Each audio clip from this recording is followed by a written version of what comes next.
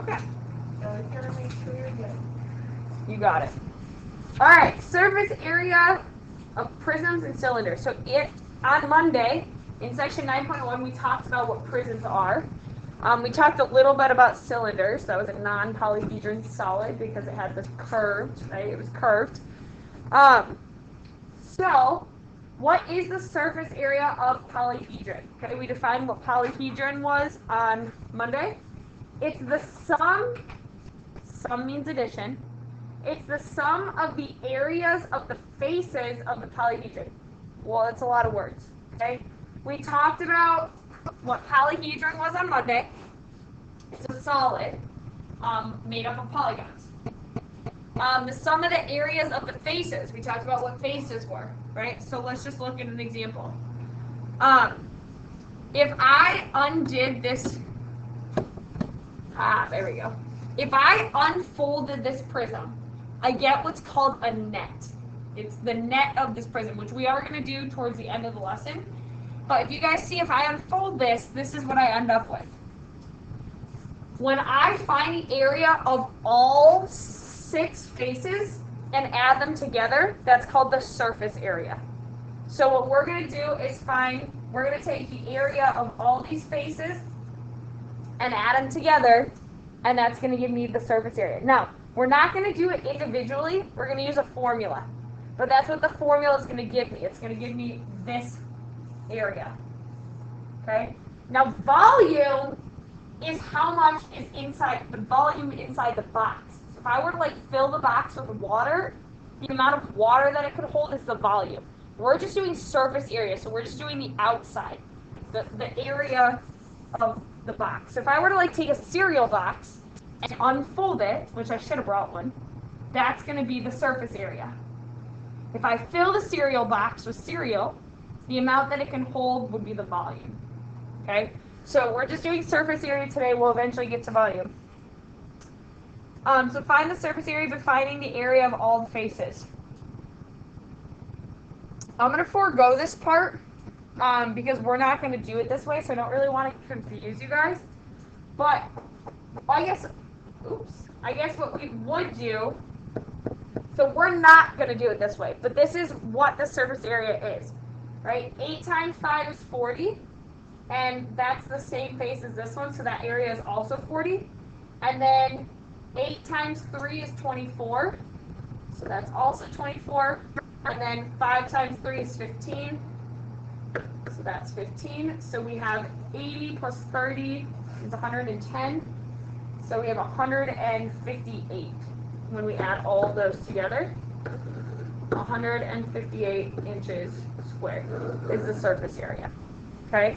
Now, we're not going to do it individually like this, but what I just did is I found the area of all the faces, which were rectangles, and I added them all together, and that's what the surface area is. So, let's talk about some vocabulary. There's technically 2 different parts to a prism, and really to a cylinder as well. And then we're also going to look at pyramids and cones, okay? For prisms and cylinders, we have the bases, which is what our whole lesson was on yesterday. The bases, by definition, are the 2 faces that are parallel to each other and congruent.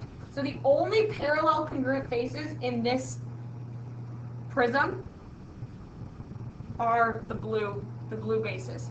Right? Those are parallel and congruent. The rest of it is called the lateral face.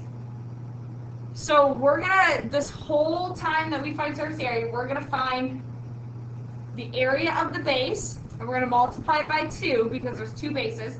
And then we're going to find the lateral area, which is the green area. And then we're going to add them together.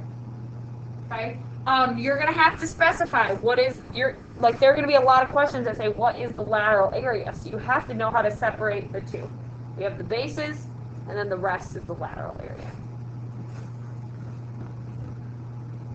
So I think you guys need to write this down. Lateral faces are the faces of the prism that are not the bases. Like I said, it's everything else. The lateral area is when we add together the areas of the lateral faces. So write that down.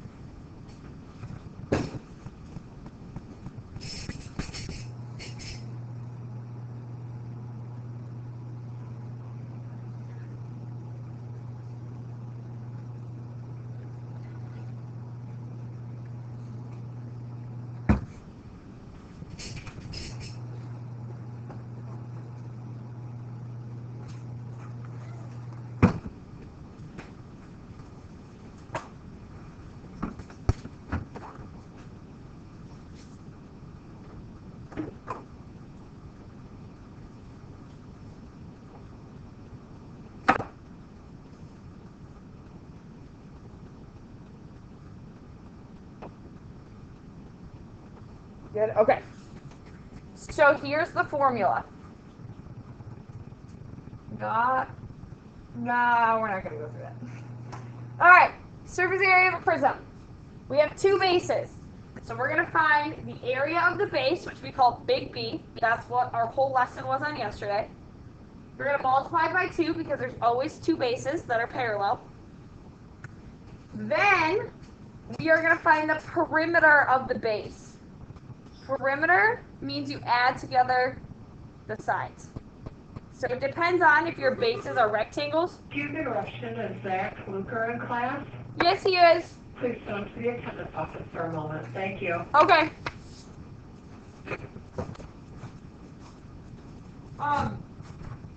So the perimeter of the base, if the base is a rectangle, you're going to add together all four sides. If the base is a triangle, you're adding together how many sides? Yeah. Anyone else know how many sides are in a triangle? How many? Okay. Make sure you guys are paying attention. You're bored. You might be bored, but so you gotta pay attention. Gabe, you too. What? Yes. Okay. Once we, yeah. Let's do an example. It'll make sense. So we're gonna find the perimeter of the base. And then we're gonna find the height of the prism, which we talked about yesterday. Yesterday was meant to make today's lesson easier. Okay.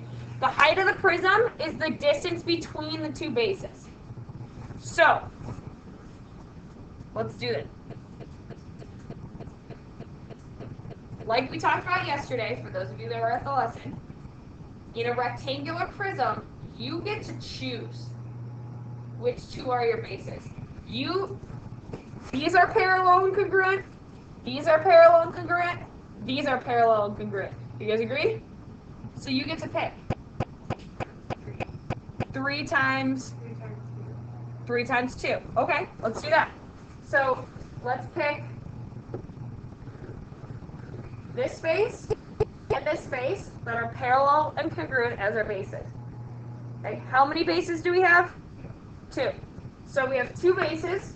We're going to multiply by the area of our base. Well, how do you find the area of a rectangle? Base times height. So 3 times 2 is 6. So the area of my base is 6.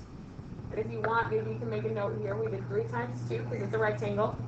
Plus, remember the formula is 2 times the area of the base plus the perimeter times the height. Okay, plus the perimeter of the base. Perimeter means you add together all the sides. So 2 plus 3 plus 2 plus 3. Okay, so 2 plus 3 plus 2 plus 3 is 10. Okay, so perimeter of the base, add together the 4 sides, so that's 10. And then the last part is the height of the prism.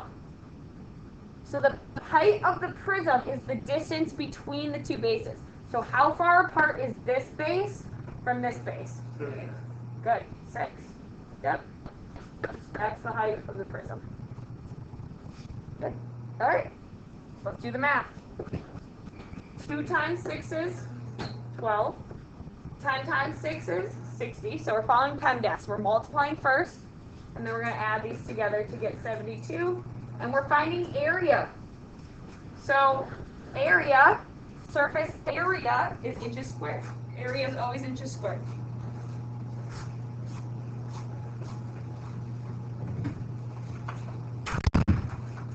All right. Questions? Because, all right, if we were talking about the area, all right, you ready for this? That's a really good question. Literally, you are taking the base and think of it as stacking it all the way up to this base. Actually, no, never mind, that's for, yes, for volume, that makes, yes. So, do you know, like, Yeah. Does that make sense? Okay. Let's go with that. Yeah, okay. For volume, that makes more sense because you're. But for surface area, just think if you're going like this. I wish I could. I don't know how to have a visual. Let's see if I can do this. Ready? Ready? Here's the base. And we're stacking it all the way up till there. And the height was 6, right?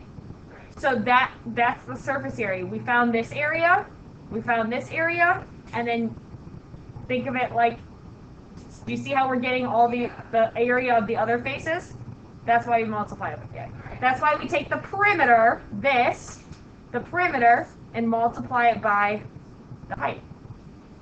Hey, that worked pretty good, right? For a demonstration? All right. That's why the formula is what it is. So, what do you guys, it doesn't matter. You want to pick these, or these? Yes, I would think typically most would pick 3 times 3. So let's pick, this is our base.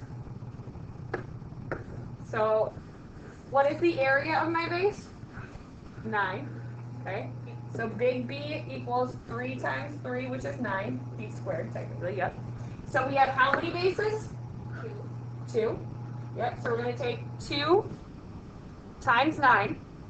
So that covers this, right? Well, we need to cover the rest of it.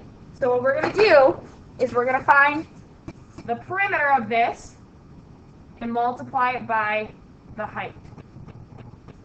Okay? So what's the perimeter of this base? Yep. 3 plus 3 plus 3 plus 3. Good. That's 12 times 5, right?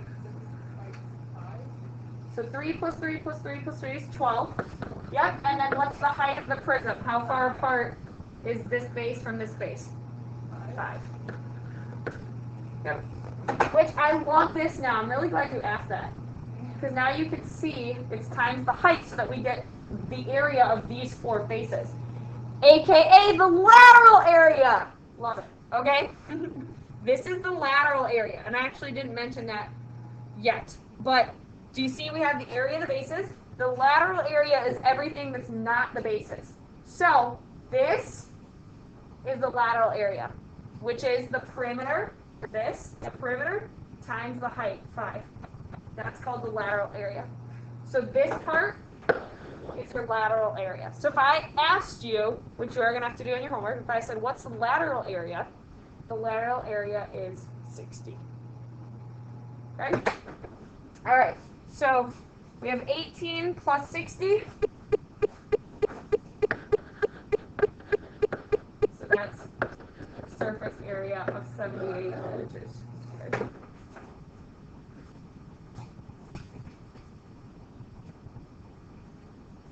Yes. Gold students, good job. I'm happy to see 6 of you here. And Xander. So Xander, really proud of you two for getting on. All right. Awesome. Good to see you guys. All right. All right. One more example, and then you guys are going to try one. Now, students tend to struggle more with triangular prisms than they do with rectangular prisms. So, I'll tell you why. There's only one option for your bases now. They're the parallel congruent faces. Which ones are parallel and congruent? What figure is it? It's a triangle, right? Here, here, here. That's one base. And here's the other base. Why are the triangles my bases? Because they're the parallel congruent faces. This is a triangular prism because those are triangles. So we have how many bases? 2. And now we need to find the area of the base. Okay, so big B, well, how do we find the area of a triangle?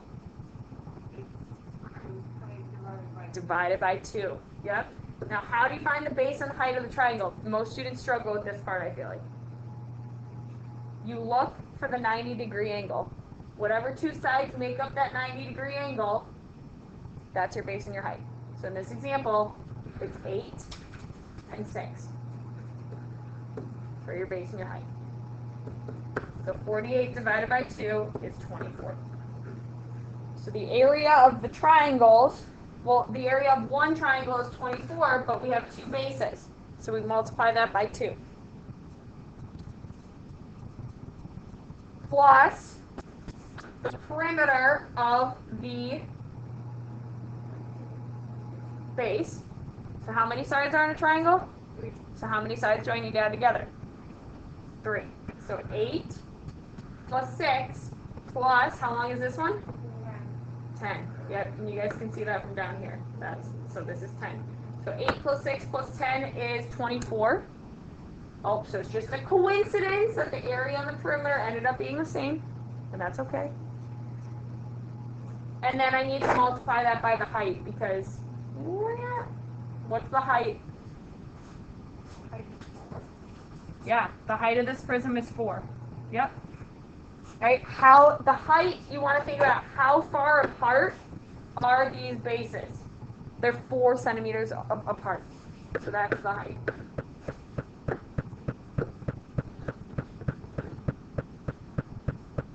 All right. Time to ask. Multiply first. 24 times 4 is 96. And then add 144. Its area, so it's going to be centimeters squared. So our surface area is 144 centimeters squared. Whew! Now I wrote myself a note. Add in problems where they have to find the third side of the triangle in a prism in order to calculate P. I don't know why I put that in there because I looked at your homework and I don't think there's any like that, but it must come up at some point. So let me just very fast review. Again, I don't think this comes in your homework tonight, but if you have a right triangle like this one and we didn't know what the hypotenuse was, how do you find the missing side length in a right triangle? Does anyone remember?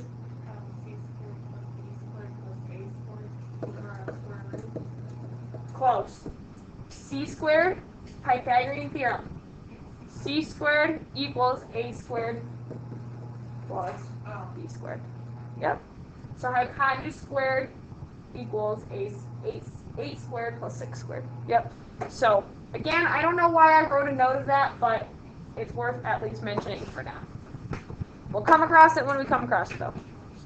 And then I also wrote myself a note. Make sure to identify lateral area. So again, lateral area is this, this, and this. So that is my lateral area.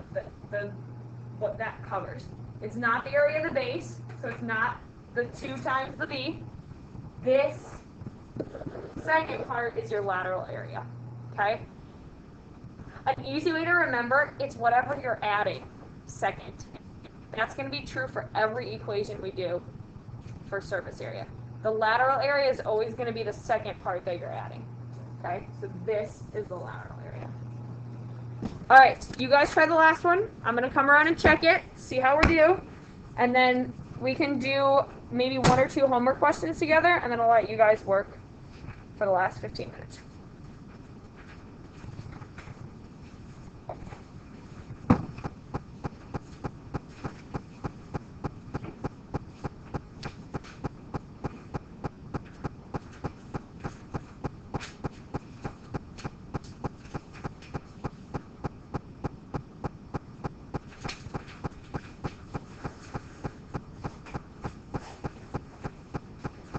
Alright, gold students, you guys can stay on. Actually, I'll just write the answer up here right now, so you guys can check when you're done. Other than that, there's nothing I think. If you want to stay on for the homework, you can. Otherwise, if you guys feel confident, you can just work on the homework when you're done with this problem. I appreciate every single one of you getting on here, and I'll see you guys in class tomorrow. Oh no, yes I will. Yes I will. Friday.